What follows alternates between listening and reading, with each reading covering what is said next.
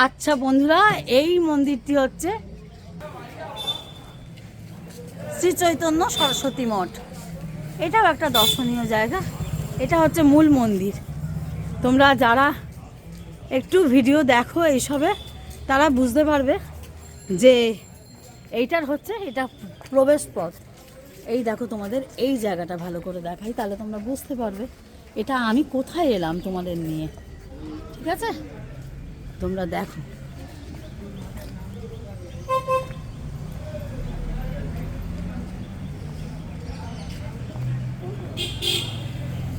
এখানে প্রচুর মঠ আছে, মন্দির আছে, সব কিছু বন্ধুরা কভার করা তো সম্ভব না। বিশেষ করে আমরা যারা ব্লগ করি তারা কিন্তু আমরা সবটা কভার করতে পারি না। যার জন্য হয় কি বলো তো বন্ধুরা, আমাদেরকে মেন জিনিসের মধ্যে আমাদের মেন জিনিসগুলোকে আমাদের কভার করতে হয়।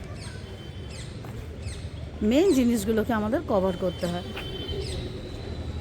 মেন জিনিসগুলো যদি আমরা কভার করি, তাহলে তোমরা এই ব্লগ ভিডিও দেখলে কিন্তু বুঝতে পারবে যে কোনগুলো তোমাদের খুব কম সময়ের মধ্যে তোমরা দেখে নিতে পারবে, আর কোনটা তোমরা দেখতে পারবে না, বা তোমাদের শুধু যাওয়াটা সময় নষ্ট বলেই মনে হবে। কারণ এই কর্মব্যস্ত, দেখো এখানে পানীয় জলের ব্যবস্থাও আছে। কারণ এই কর্মব্যস্ত জীবনে না, জানো তো, এই দেখো এটা হচ্ছে মেন মন্দির। এই কর্মব্যস্ত জীবনে বন্ধুরা তোমাদের বলি একটা কথা, যতটা কম সময়ের মধ্যে সমস্ত কাজকর্ম করতে পারবে, আর মানে সব কিছুই বলবো, শুধু রান্নাবান্না না বা শুধু ঘরের কাজ না, সমস্ত কিছুই দর্শন করতে পারবে, বেড়াতে এসেও সমস্ত কিছু কভার করতে পারবে। হ্যাঁ, এটা ভেতরে ঢোকা চলবে না, যার জন্য আমি বাইরে থেকেই তোমাদেরকে একটুখানি দেখিয়ে দিলাম। ঠিক আছে, দেখো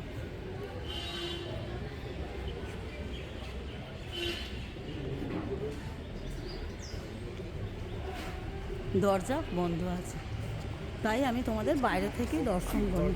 এটা হচ্ছে মূল মন্দির বলা হয়, এটাকে মূল মন্দির বলা হয়। হ্যাঁ, নবদ্বীপের মূল মন্দির। খুব সুন্দর পরিবেশ, দেখছো। আর এখানে কাজ হচ্ছে, বুঝতে পারছি, এখানে কাজকর্ম হচ্ছে।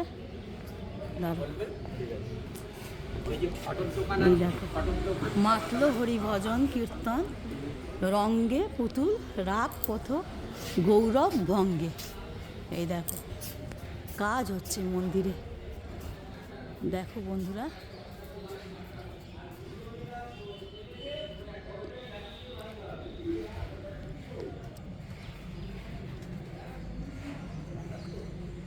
দেখছো কত সুন্দর মন্দিরগুলো, না দেখলে এই সার্থকতা নেই।